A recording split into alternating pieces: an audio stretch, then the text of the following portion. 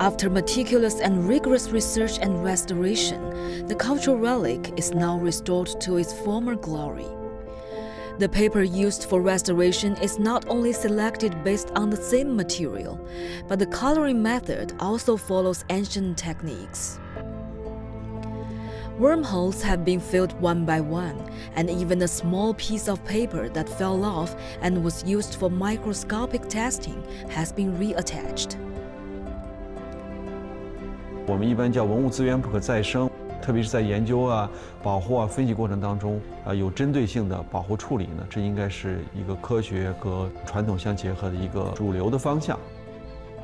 We used to think that restoring cultural relics was a visible rebirth.